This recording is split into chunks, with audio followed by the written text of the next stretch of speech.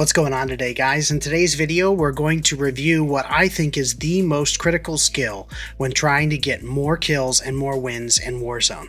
Ultimately, winning more gunfights is the goal to complete both of those. And what we need to do is start to think about the skill sets that we have that are beyond aim and movement and turn up our game sense. And what I like to call it is predictive positioning. And what we're going to talk about today is using where you think your enemy will be or where they should be to make better decisions on how to win the fight. So in this scenario here, we're being pushed by two, and the important thing to note is the guy in green outside the window. As we're engaging this guy around the room, we're shifting left to take action against the guy sliding in through the door. We are also switching weapons immediately in between those two firefights so that we are ready to take on whatever may come our way. We're going to immediately check the mini-map to see the location of the next enemy player, and then we're going to react on that by moving up to the door and using the side of the door as cover. If you notice, he's not directly looking and was not anticipating that push.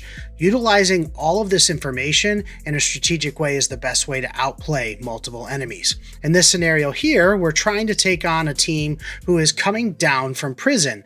But the interesting part here is we rotated up to the top of the circle to hold that position. If you notice on the top of the screen here, my teammates are down at the bottom of harbor, and I am holding the backside of this angle to take full power away from their rotation. This gives me all the control to help push and pinch with my team as they go down the hill to the only opening of safety, and then I'm able to hold the last teammate inside the shed. Using these techniques is the best way to get ahead of an enemy that thinks they have the control. In this scenario here, we have no information but lots of footsteps. So what we need to do is get an opening pick and start to move based on that information. So we go immediately to the minimap, we see 3 dots, and we move with that intel. We are falling back and utilizing the cover of doorways and rooms to control the scenario. We're able to take out 3 players of that 4-man push, and my team is able to get the 4th. So now we're going to do what I like to call the situational report, which is where I break down an entire gameplay and give you my thoughts and insights over every decision that I'm making. And today's focus is obviously going to be that predictive positioning, which will help build the basis of your game sense, and you can utilize these thought processes as you go through different gunfights and what to do in those scenarios. If you enjoy the video, don't forget to like and subscribe. We put out a ton of content on the channel that's designed to take your gameplay to the next level. We're listening for those footsteps, trying to find enemies. It is very difficult, but if you've watched my videos in the past, we'll talk about surface sounds. We can tell he's on metal, which is how we charge the steps immediately after that. If you guys want my sound settings, I'm going to leave a link in the description below. Try it out. It definitely helps. Once again, close left on that footstep, and we are pushing that information repetitively because we are only dealing with a solo player. Now that we have our loadout and we're pushing up to chemical, we're starting to piece together information. Now, I know a lot of content creators don't like to do this, but I'm actually going to show you 2 mistakes that I made in this particular fight and how I'm going to change that based on what we're seeing here today. So if you look at the radar right now, there is no information. I have no actual pings or dots. I do have audio. I take a player out here on the outside. There's still no new information on that minimap. I attack the second player on the inside, using good rotational aim assist by sidestepping left and right. Still no information on that minimap. I hear lots of footsteps, so I go ahead and work my way up the stairs. In this instance, I'm trying to coordinate a pinch with the sneaky snake, and unfortunately I get too aggressive and push into the room without intel. What that did was unfortunately opened me up to the second player that was sitting behind the stairwell. Now, my teammate was able to come in and take care of the rest of that squad, and then I'm able to get my loot back. That mistake is something that a lot of players don't focus on fixing, and they relentlessly will push teammate after teammate, not considering the power position that other teams have, but most importantly, not having the right amount of intel to make a good push. So I'm taking it more cautiously. I'm trying to learn the lesson of over pushing. And in this situation, I still don't have an idea exactly where they are. I get an easy kill on that fly-in, and then I have fresh pings. I have new intel, so I can start to push up. Notice where I'm pushing. I'm getting on that line of the circle because the circle is going to close soon. I will have the ability to hold teams as they come off of bio or any of this lower area by the water.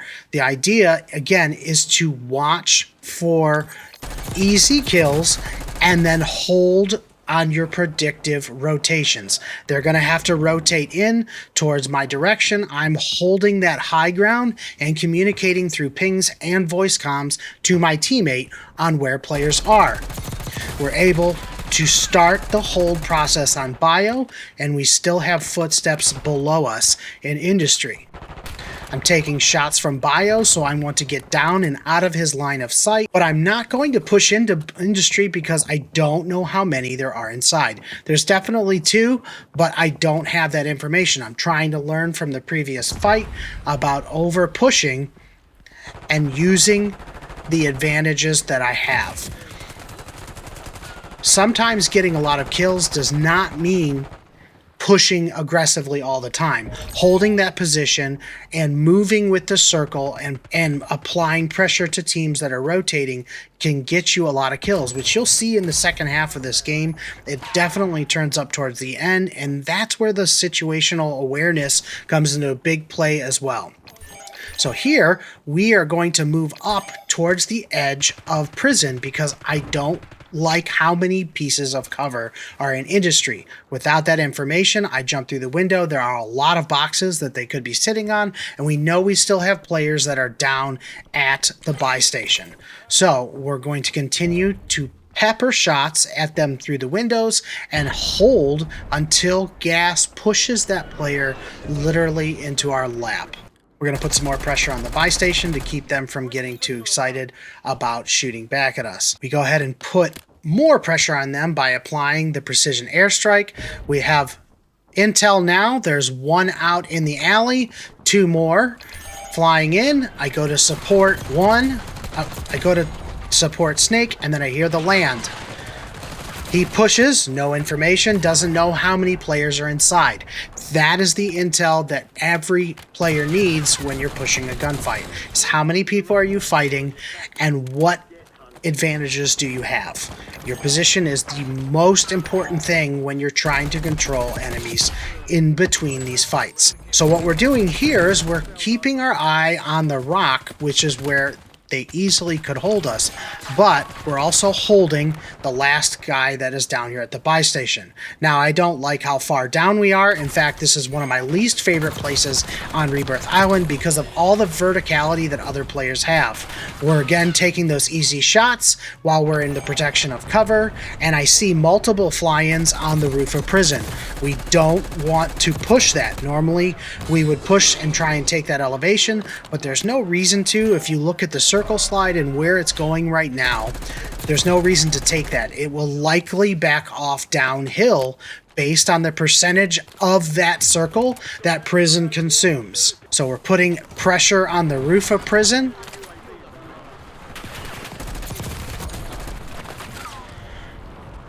And we're getting those footsteps. What we need to do is clear out to make sure that tunnel is not filled with a whole team who's waiting to rotate.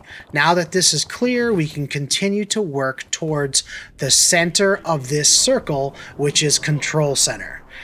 That gives us the ability to now hold all the players that are at prison and the lighthouse. That is a lot of power position, and if it's used accurately, you can definitely bring down multiple people, which you're going to see how we do as a team here in just a second. Meanwhile, I'm pushing on the outside of this wall to get my thirst, and I'm also pushing up to apply pressure to the roof. I see sniper glint, I'm sliding away, but keeping close to that cover just in case I get attacked from prison. Now I got my second thirst, and I start to roll downhill away from the shots, still in zone, still in an area to hold that power position, and once again, we get the circle collapse, which again, a higher percentage of that circle was in control, so higher likelihood that it's going to be there. We get the buyback notification. He's already back on the zip. I'm going to grab a gas mask because we're getting close to the end of the game. Now, my teammates are fanned out. Sneaky Snake is still holding prison, which is perfect. That's a phenomenal play. I can take that advantage now that he's holding them and jump up here to start applying pressure to our power position campers. These three guys are all holding one roof. They have their loadout. They're not leaving. They're going to stay here to the end of the game. And this is one critical mistake that teams make all the time, is they don't learn how to rotate as the circle progresses. In this scenario, we already have multiple knocks. We're going to get down and jam their information and continue to hold. We're listening to those footsteps, and we're watching that UAV or that radar and listening for intel. Swarming the buy station, I say it constantly. Buy stations are the biggest thing you should be watching, which we're going to do right here by baiting with those betties. And we're going to clear the roof with every amount of firepower that we have, because they are not going to leave if we don't. Now, we know we put equipment on the buy station. We know we're holding that buy station, and we're going to wait for this pull. So I'm going to continue to jam. Those things are crucial. Heard a zip on the front of the building, and I see two coming in the backside. I'm going to remember that last known position and get there the fastest way that I possibly can over the course of the bridge, and I'm not going to push up completely until I figure it out, and there he is hiding in the shadows. So we don't know where the second player is and if he's been taken out, so we're going to back off and hold for the push. We have airstreaks on our position, so we cannot go outside. We're going to play for this buy station to get back the Sneaky Sloth.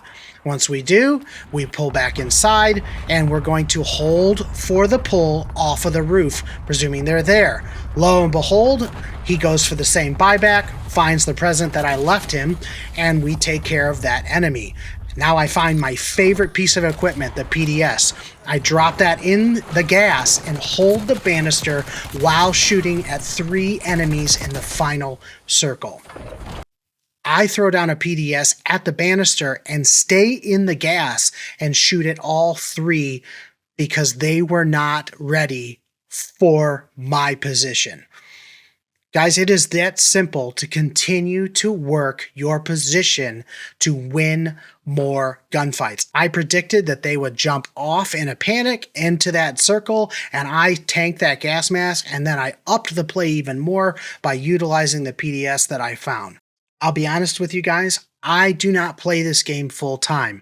I have a full-time job that is not Call of Duty and it's not YouTube.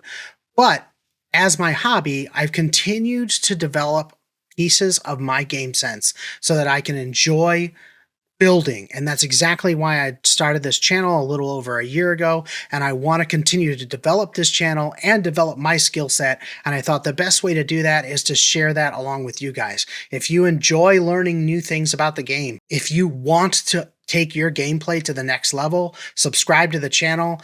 I'm going to continue to work to make my content as easy as possible for part-time gamers, for full-time gamers. It does not matter, for beginners and for advanced players. Like I always say on the channel, keep building, keep adapting, Sitrep out.